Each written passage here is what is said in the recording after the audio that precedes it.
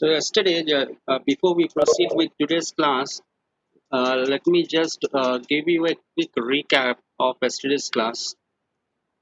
So yesterday we started off with discussing regarding the meaning of strategy, how the word called strategy derived its meaning from a Greek letter called as strategos, the meaning of which is general shape. So, how in the warfare in the good olden days strategy was used, and then as competition started becoming intense, and by the mid of the 20th century, when multinational organizations became the order of the day, now MNCs started ruling. They started expanding their businesses into different continents and into new markets, and how this particular strategy has become mandatory. Strategy has become almost obligatory for most of the business organizations, and to have a separate department in their organization, to have a separate function called strategic management. And we also discussed the definition of the strategy as per Dweck definition. And in the academic circles, the most standard decision of strategy is given by Alfred Chandler. And when we discussed this definition given by Alfred Chandler, this definition basically highlighted three aspects, right? So for the first one, it highlighted on that strategy is a long-term, it's a long-term goal and objective of an enterprise. Second, organization should have thought of adopt a course of action. And the third one, organization also should look at resources for carrying out these courses of action. So in a nutshell, we can say like strategy is equal to long-term goals and objectives plus action plan plus resource allocation. So that in a nutshell becomes our strategy. So that we have discussed like how strategy is a tactical course of action in some business enterprises, how strategy helps them to to identify or to reach their destination, and similarly, how strategy can also have long-term implications, those particular things we discussed. We also discussed regarding the features of strategy. Now, where, how, and when strategy is used by the top management. And this particular entire study of strategic management basically deals with the role, responsibilities, and functions of top management that we have seen. And in the later part of the class, we discussed regarding the levels of strategy. And here, in this levels of strategy, we identified in every organization, it can be a multinational company, it can be a private company, or it can be an public sector or a government organization. In every company, strategy basically operates at three levels. So it operates at corporate level, it operates at business level, it operates at functional or operations level. So at the corporate level, we are talking of taking those decisions, those key decisions which are going to impact the entire organization and which have got implications on this particular entire organization. Okay, so that we happen to see in this particular corporate level strategy. We are taking the example of Reliance. So when Mr. Mukesh Ambani takes a decision regarding Reliance Industries Limited, now that particular decision is like corporate level strategy. Now, similarly, we have these business level strategies, right? Every large business organizations, business empires, they have strategic business units. If it, in the same example of Reliance Industries, now the strategic business unit is like petrochemical is one SBU, telecom is one SBU, retail is one SBU, like this, right? So they have got different strategic business unit. And for each strategic business unit, there's a CEO. There's a CEO who happens to run that particular organization.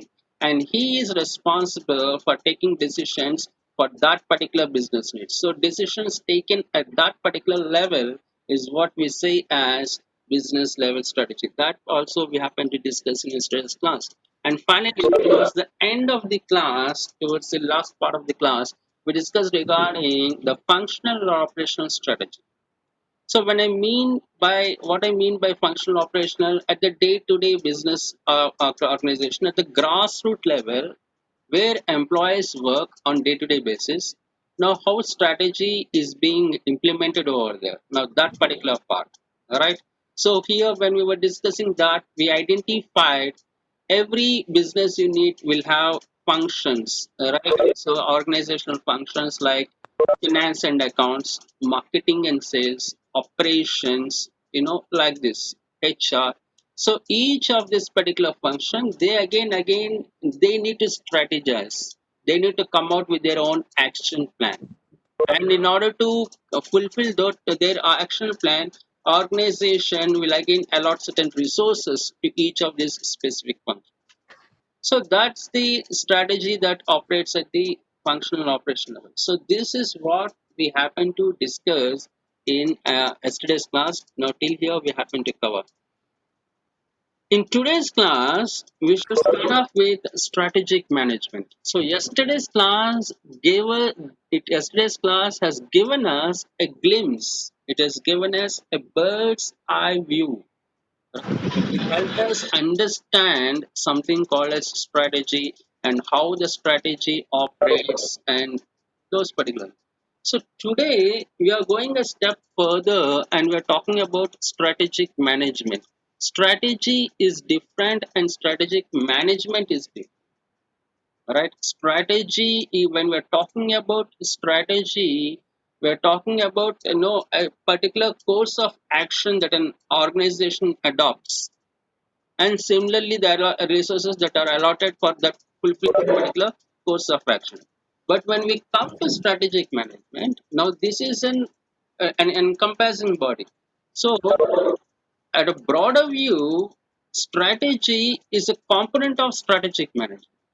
So strategic management is a business function, like we have human resource management, we have marketing and sales. So similarly, strategic management in today multinational organizations or even in the government organization or mini ratna or maharatna public sector organizations, this PSU Jains, we have strategic management as one of the function, a set of people hired, recruited, trained, and who happen to work day in and day night in that particular department called as strategic management, right?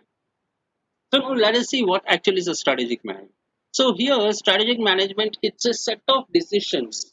Whose decisions? Management decisions. Okay, there's a set of management decisions and actions that determine the long run performance of an corporation, right? So it is going to the strategic management is going to basically look at the future, right? So when we look at the future, there might be certain uncertainties, there definitely will be certain risks. So how do we contain those particular risks? How do we minimize them? How do we bring them under control? How do we bring the risk under control and march ahead? Right? So for that to happen, it includes what an organization need to do. It has to do environmental scanning. It has to formulate a strategy, implement it, and at the same time, evaluate. Right after that particular towards the end of the strategic time period, maybe 1 year is what we have given for a particular strategy, and for certain strategies, the time period might be like 3 months, or sometimes it may take 6 months, depending on the timeline that we have set for that particular strategy to be executed and implemented.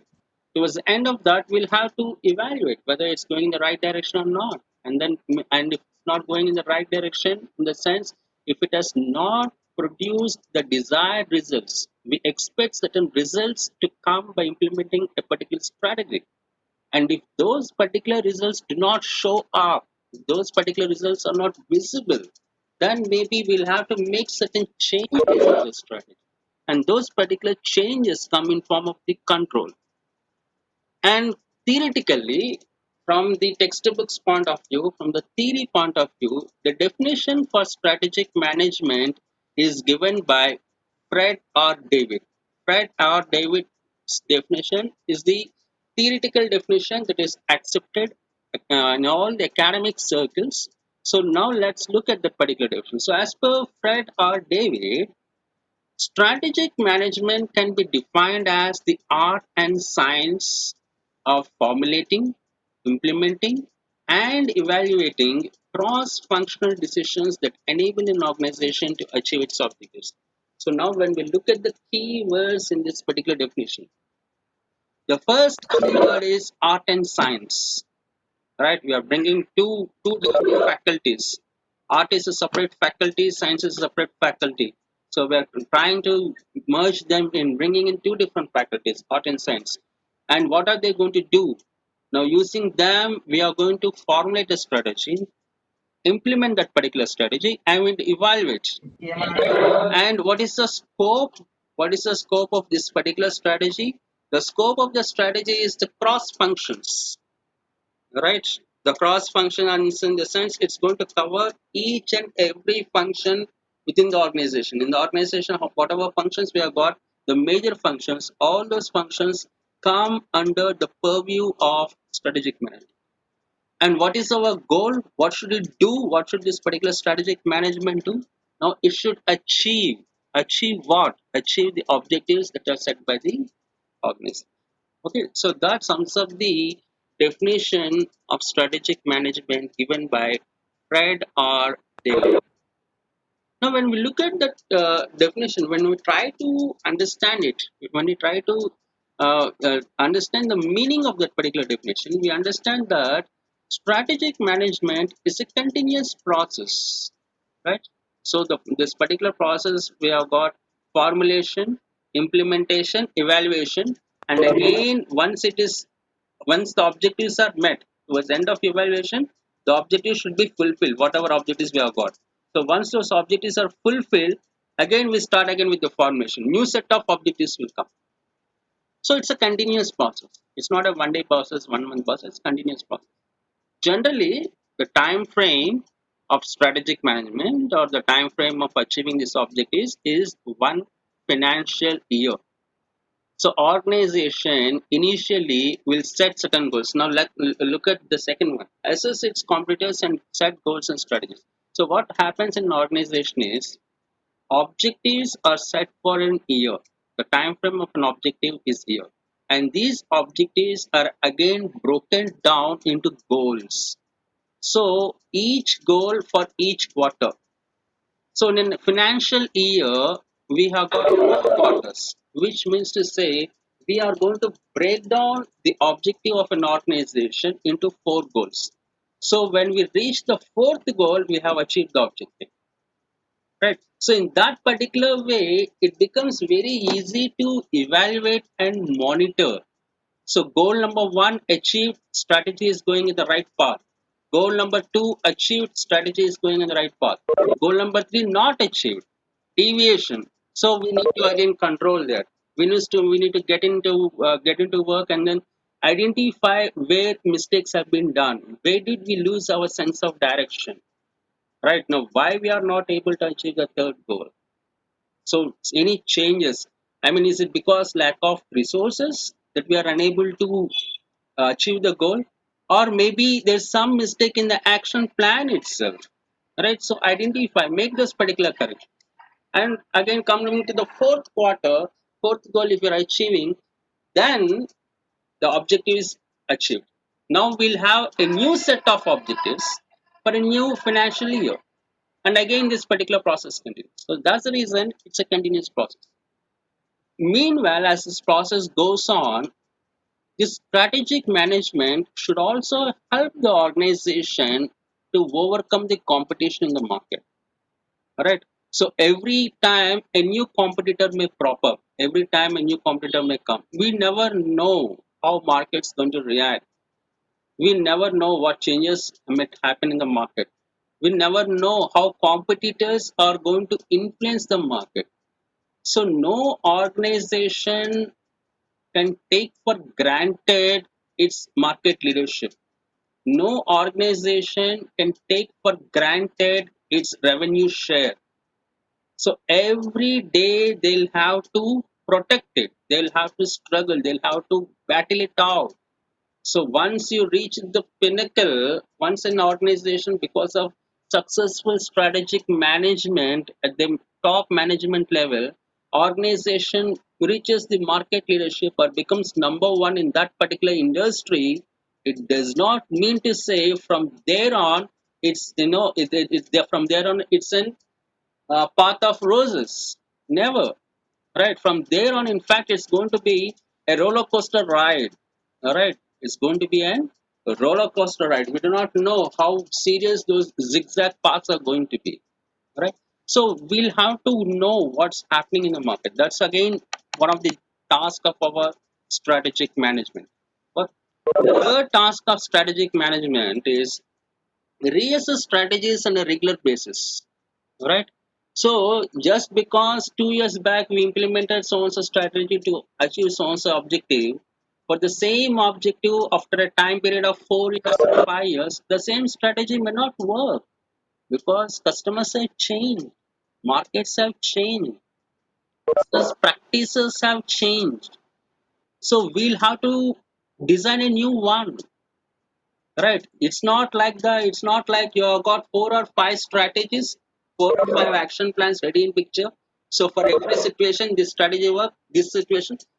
Now every time it does not happen. Certain times it does happen. Right? Sometimes it does happen. So and so situation, so and so strategy works, but not every time. Right? So for that particular reason, wherever the conventional methods are not working out, wherever the orthodox methods are not working out. So, what an organization needs to do, it needs to think out of the box, right? It needs to come out of its shell. It needs to leave its conventional and orthodox thinking behind. For that to happen, what we need to do in strategic management is we have to reassess the strategies on regular basis. Only when you do that, the organization can break and can unshackle itself from orthodoxy and conventional thinking. And the last part, the fourth task of strategic management, right? It should enable an organization to move, all right, from one destination to another destination, from one place to another place. Right. So organization might have started like a small organization confined to one particular district. Now slowly it became operating at a state level, at the national level, at the international, multinational, global. There are various stages. Right. So organization needs to march ahead. Every business organization would like to expand. Every business organization would like to fly. It does not want to keep running always. It does not want to keep crawling. Initially, when you start a business, business crawls. And after some time, it starts walking. And then if you're still doing good, your business starts running. Right? Maybe if you're having extraordinarily talented and skillful people in your organization, that's when your business starts flying. Right, so they want to do that. So for that again, this strategic management should help in that particular direction. Right, walking business should start running, running business should start flying. Okay, that's what strategic management is. So these are the tasks that are thrusted upon the department of strategic management in an organization. Now, let us look at the evolution. How strategic management came onto the screen, how strategic management, came onto this particular being into its existence. So, when we look at this evolution, initially in the good olden days, we're talking about the early days of scientific invention, right? In the 18th century, 19th century, that particular time period, the late part of the 18th century, organizations were only having financial planning, right? Like financial planning in a sense, all those particular organizations at that particular time, organization was not so complicated. Organizations were single proprietorships. So one man, few people to assist him, 3 or 4 people to assist him. The rest of them are employees, right? And every 50 employees, there will be one particular supervisor. So this is how they are going to run and manage. So these 3 or 4 people, they'll do all the functions. They'll do the marketing function, they'll do the sales function, They'll do the accounting function, they'll do the HR function, everything they'll do. All right. So in that particular time, when organizations were not so structured, when organizations were not so organized, because in fact we never used the word called organization in those days. In the early days of scientific invention, organization was not the word that was in vogue. I mean, that was in fashion. What was in vogue or what was in fashion was the word called factory. Now, factory was the word that was widely used by the population in that particular time. So, in that particular time, when we had these particular factories, so organization used to indulge only in financial planning. So, you have money, you purchase the raw material, production takes place. You don't have money, you don't have the raw material, no production. So whenever he has got money, he purchases raw material. The next day morning, he invites 100 employees or 500 employees, asks them to get in, turn this raw material into finished good, close the factory, and then take this particular raw and take this particular finished good into the market, sell. After selling, income comes, right? And then he'll take his profit share, remaining money again he will invest, again he'll purchase the raw material, bring it back, and then manufacture and then sell. So those days financial planning was very, very important. And later, when we started moving from monopoly market, single factory, single product, single factory, to single product, two factories, right? We started moving to the duopoly markets. Then we started going for forecast based planning, right? So here in case of this particular forecast based planning, we started looking beyond immediate requirements. So financial planning was done much ahead. Now this time financial planning is not from foot to mouth basis. Financial planning was not done for short term. We started going for a long term financial planning. First one, phase one is short term, phase two is long term. So they started planning for an year. So for manufacturing for this particular year, how much money do we need? So based on that, what are the various sources of raising of funds? Should we get it from financial markets? Should we get it from financial institutions or stock markets? Explore. Get the funds required. Once you get the funds required, you start. Right. Again, till next financial year, you need not look back regarding your production and everything. So now you're deeply involved in how to sell the product, how to make this particular product. Selling started coming into the picture. So then they started going for forecast based. Right. Now, what is the forecast here? Sometimes the economy may not be in a good position. Economic conditions may not be good, so we'll have to make a forecast. Sometimes economic conditions might be very high. So whenever economic conditions are very good, go for increase the production, double the production. If the economic conditions are not good, reduce the production, decrease it by half, like that. Forecast based plan. And finally, in the next part, from duopoly, organizations started moving to oligopoly market. So in different parts of the country, same product was manufactured. Now competition started getting in. So competition appeared on the screen. Competition appeared on the business landscape. So when competition started, people started looking for strategy, right? How to overcome the competitors, how to outsmart the remaining manufacturers, right? And then convince the customer that our product is the best product in that particular product category. Now, remaining all other products are second class products. Our product is only first class product, right? So they started, trying to outwin the customers.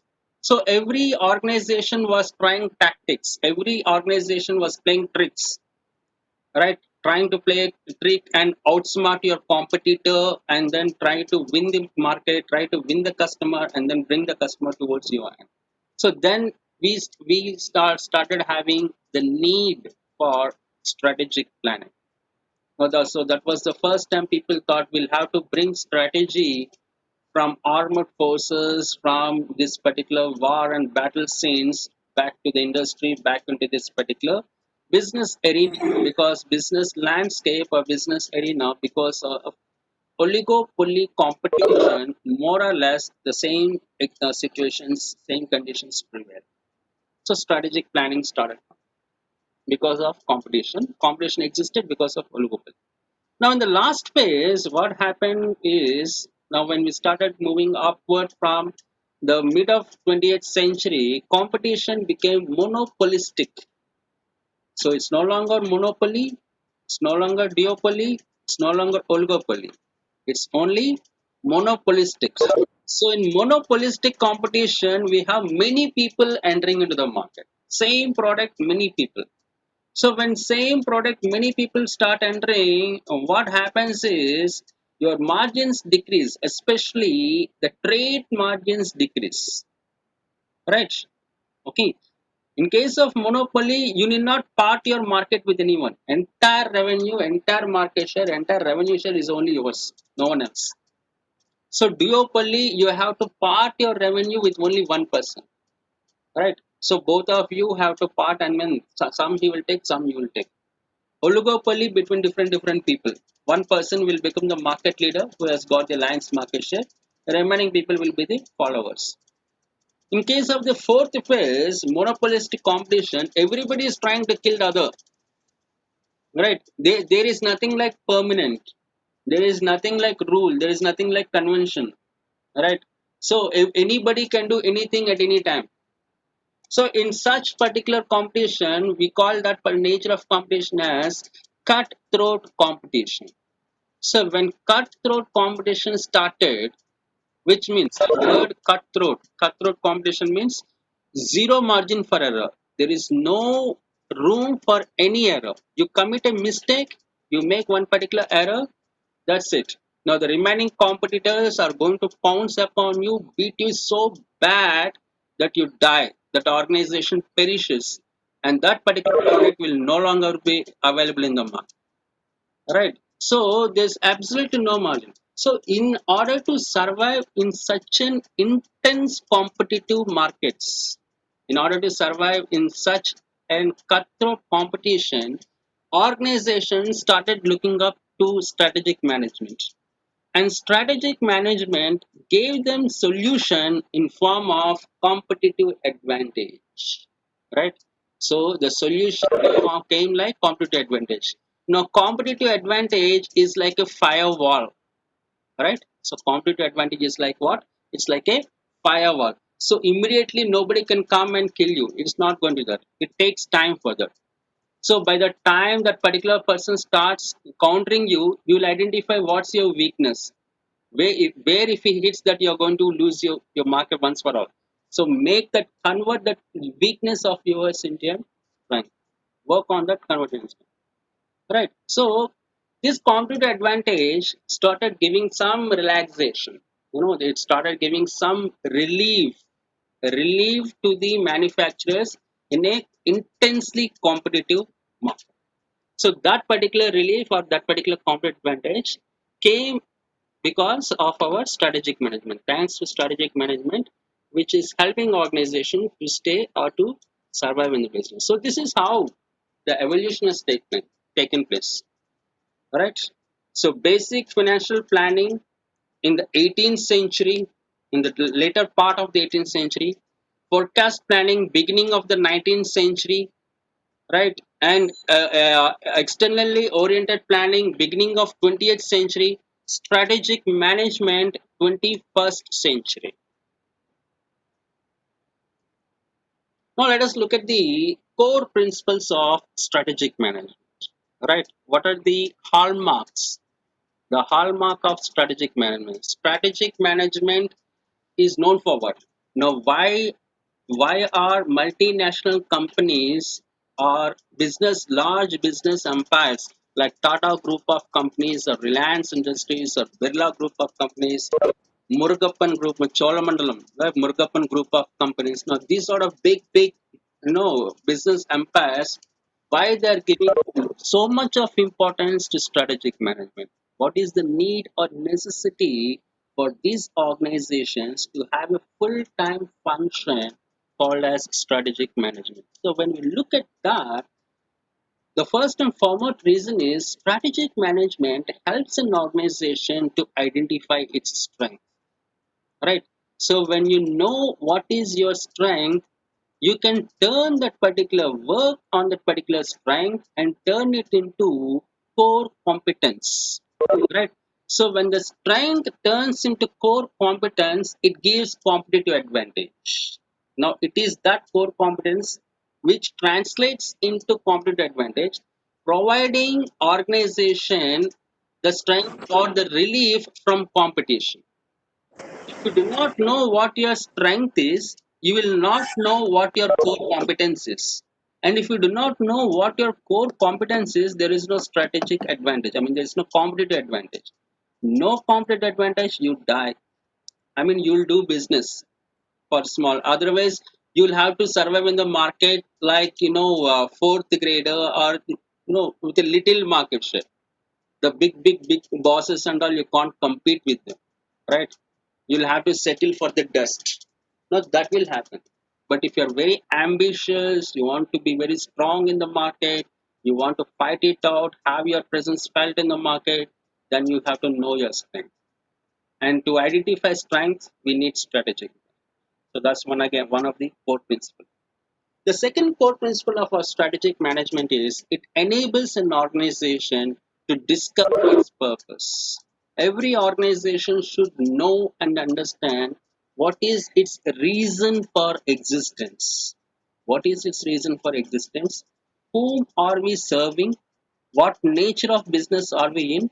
So once you have that particular idea, once you get hold of what you are and where you are good at, right, there you can build a firewall around you by having this competitive advantage, and then you can branch out into new businesses, right? You can branch into new business. Sometimes what happens is, many a time, not sometimes, or many a time, what happens is organizations do not know what they're good at. So if you do not know what you're good at and then you're trying to expand everywhere, you're trying to branch out everywhere, you'll become a disaster. That's exactly what happened with Anil Ambani, right? Now, Dhirubhai Ambani's wealth was equally distributed between Mukesh Ambani and Anil Ambani way back in the 1990s, in the early 2000s. So in the early 2000, when both the brothers parted their ways, Mukesh Ambani and Anil Ambani was richer after 3 or 4 years. Anil Ambani was richer than Mukesh Ambani.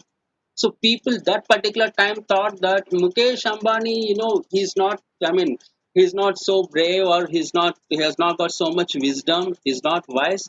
Now look at his brother Anil Ambani. He's marching. He's everywhere. Right. So what Mr. Anil Ambani has done? Anil Ambani invested his business everywhere. And when he looked back and tried to understand, when the crisis started, 2010, 2011, when the crisis started, when he tried to identify, where actually I'm good at, he has got no answer. So then he identified he's riding a tiger. Now there's no getting down once you get over the tiger. Correct. So then he thought, like, he could not manage this particular business. So ultimately what happened, 2019, he was, a bail warrant was issued against him, arrest warrant was issued against him by the Supreme Court in the in the Siemens case. And then his brother Mukesh Ambani came to his rescue, paid those 13,000 or 15,000 crores or some X amount, extraordinarily large amount, paid those particular amounts, and then rescued his brother. Know why that particular situation happened? Anil Ambani did not know about his businesses. What is our reason for existence? What is our purpose? Whom are we serving? What is our strong areas? He did not know anything about this. Right? He simply started expanding. Right? Everywhere he started investing money. Every new businesses he was entering without knowing the risks that are there in that particular areas. So that's the reason he failed. Right? Whereas Mukesh Ambani, he knew the purpose, right? He knew his reason for being in existence. He knew that Reliance Industries can exist as long as petrochemical business is there. The heart and the soul of Reliance Industries Limited is petrochemical. He knew that. That's the reason after the death of his father, when he has taken up businesses and when this particular petrochemical was given to him, he went on to build the world's largest petrochemical business in Gujarat. Right. So Reliance Industries refinery is the world's largest petrochemical refinery. It's the world's largest petrochemical business.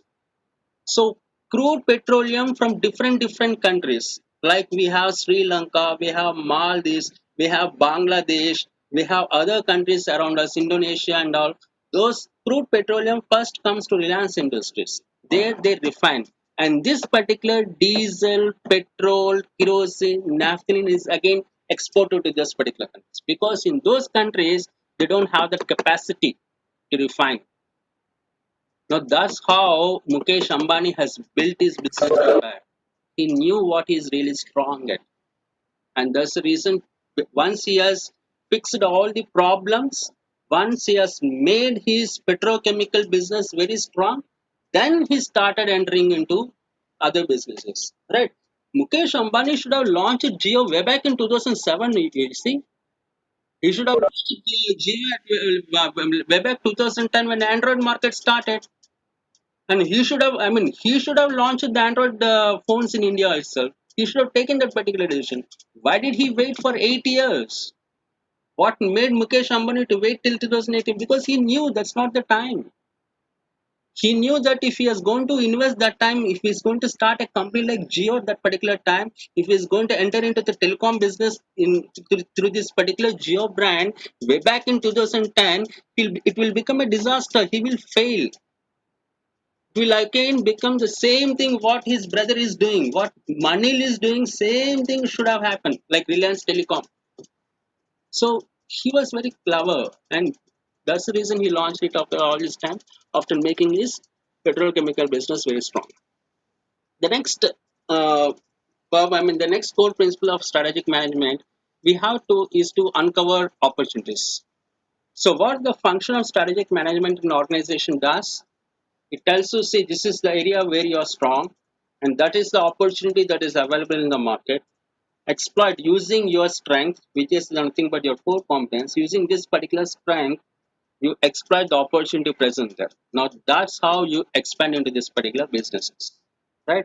So that every expansion, every diversification from your existing business to the other new businesses that you are venturing out, every diversification becomes a success.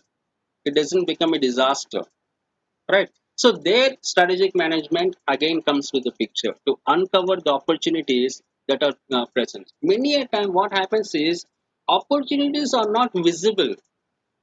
When people look at the business, when people look at the economy, they'll find only the risk. Even today, in the midst of COVID-19, when you look at the market for all the Indian business people, they were only able to see the disaster. They were only able to see the risk. They were only scared. They're scared by this particular numbers that our economy, which is at 8% GDP or 4% GDP, from 4% GDP, it's going to fall down to -2 or -1. They're scared. They were looking only at the risk. But Anil Ambani did not look at that. He spotted an opportunity. He thought, no, this is the right time. So whatever target he has set for 2021, that particular target should fulfill now itself. Right. So strategic management there helps to uncover opportunities. And the last thing the strategic management does in an organization is it helps in tracking the effectiveness of design strategies. So you once we have the strategy, we need to ensure that particular strategy is at the same time effective. Right. If there is no effectiveness, resources are wasted. An organization cannot afford to waste resources because resources are very scarce in nature. Right? Resources are always limited. Using this particular limited resources, organization needs to expand. Okay? So tomorrow's class, when we start off, we'll start off with strategic management process because we hardly have much time. There's only 4 minutes time left. I can't be starting a new topic, leaving it in the middle. So tomorrow, when we start off, we'll start off with the strategic management class. So I thank